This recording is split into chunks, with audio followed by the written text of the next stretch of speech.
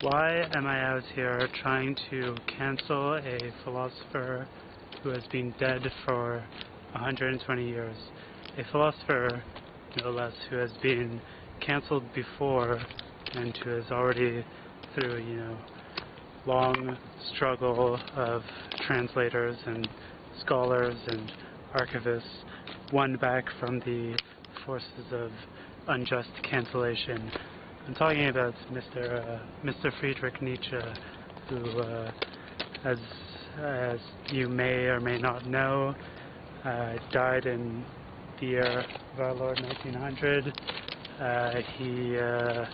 His estate was, after his death, managed by his sister, Elizabeth Forster Nietzsche, who is a very big Nazi and edited a lot of his works to include various Nazi propaganda, which there's been a lot of work done over the 20th century to reclaim his legacy and expunge that history from his history. But why am I out here trying to cancel Mr. Nietzsche, especially this philosopher who has had such a formative influence on me, on many people who are in the same demographic as me? I think a lot of people like myself will have probably been brought to leftism through Nietzsche, even though he spoke a lot of shit about anarchists and communists and socialists and everything. Nietzsche, I know, is responsible for my awakening and for a lot of people like me's awakening. Obviously, some people have been awoken in the wrong way. Nietzsche referred to himself as dynamite, and something like the topic that I want to talk about right now is how ambiguous his philosophy is, and how how it lends itself to appropriation by whatever force happens to lay their hands on it. He's beloved both of fascists and of anarchists, which is a pretty interesting phenomenon. I mean, with respect to his actual philosophy, Nietzsche is very throughout his career he was a very committed materialist. He spent a lot of time arguing against idealists like Kant and Hegel, and I would encourage anybody to check out Beyond Good and Evil.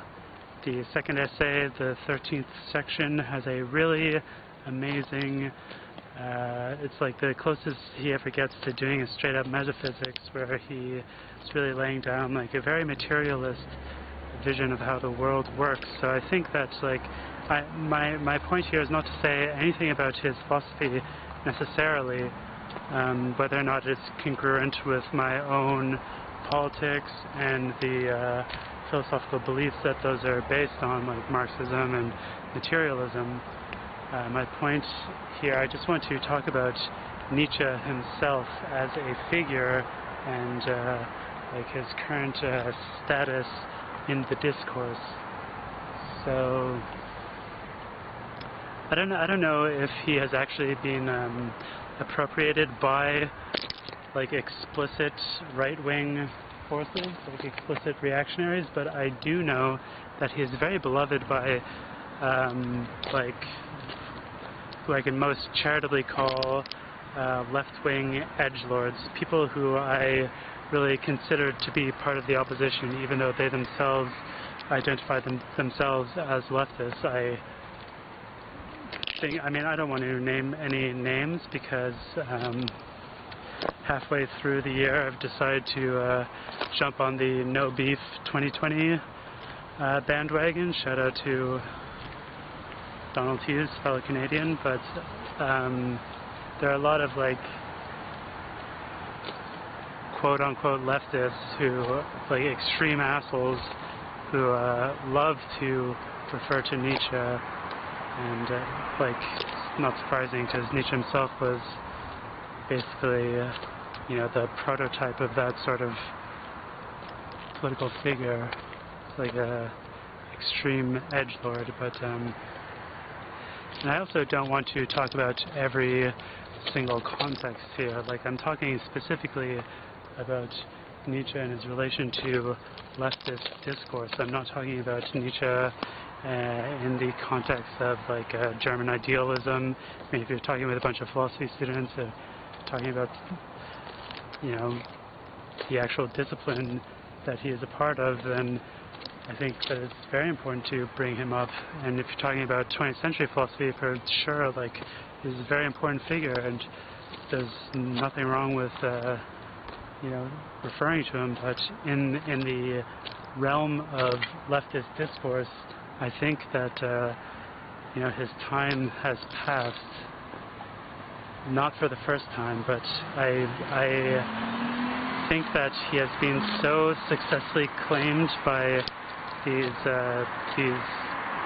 left edgelords who I consider to be a part of the opposition, and he himself, like, his writing style, this is like a big part of the historiography of Nietzsche, and like Nietzsche scholarship is analyzing his style and like trying to wrap your head around like why his style is so ambiguous, why he can appeal at once to a fascist and a Nazi. Like, what is a fascist and an anarchist? Like, what is it about him that like is just so ambivalent? So like, it shouldn't really, I don't think it should be surprising to anybody that, you know, he has been reclaimed by reactionary forces, and therefore I don't think that it is worthwhile like spending time and energy trying to like dissect that and like trying to understand specifically what it is in his writing that lends itself to so much ambiguity. Like, for me, that is just like a bit of a moot question, a boring question. Like, it's already there. It's his writing style.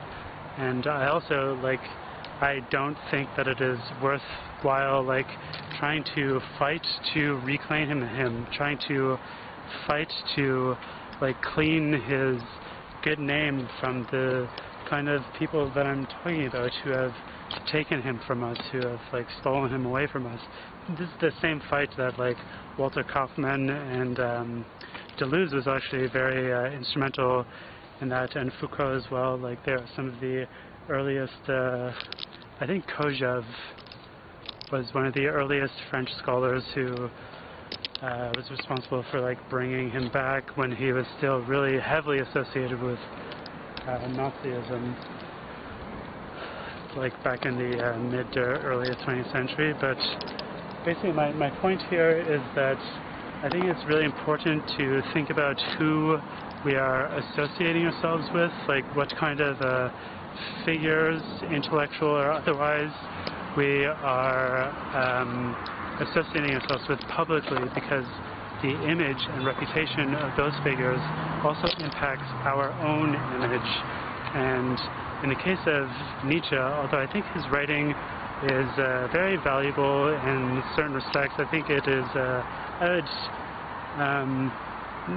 would not recommend like teenagers read Nietzsche. I would give them Kierkegaard like 100 times more, just because Kierkegaard, like, he has like this same kind of ambiguous quality, but somehow like his philosophy seems to go awry much less often. Like, the worst that can happen is that people actually become Christian from reading Kierkegaard, but like you don't hear fascists, you don't even really hear anybody fucking talking about Kierkegaard, which is a real tragedy. So yeah, I mean I was thinking that I would like recommend like some precocious young man to read Nietzsche, because like that is the kind of like demographic that he is most suited for, and you know, perhaps it could like positively impact him and cause such a person to have like a great spiritual awakening like Nietzsche did for me. But really, I would recommend them Kierkegaard any day of the week over Nietzsche. But my point here is that I just don't think that it's worthwhile fighting to clean Nietzsche's reputation, nor do I think that we as leftists should be associating ourselves with him, because he is, in my mind, within the realm specifically of leftist discourse, he is so heavily associated with people that I consider to be part of the opposition. So yeah, just gotta say, Nietzsche's over. And if you really are really craving something along those lines, just read Kierkegaard, read some Deleuze. Like, Deleuze has these really great extrapolations from Nietzsche's philosophy that like really go beyond, but also like in a really faithful and interesting way remain true to Nietzsche's original writings. Like, the book Nietzsche and Philosophy is just really incredible. Really great stuff in there. I'm going to do a video soon about the theory of forces, the ontology that he spins out of Nietzsche. It's really interesting stuff, and it's pretty hard to get like a real Marxist materialist ontology unless you want to read like 1800 pages of Lukács. But yeah, that's all I'll say for now. Nietzsche, he's cancelled.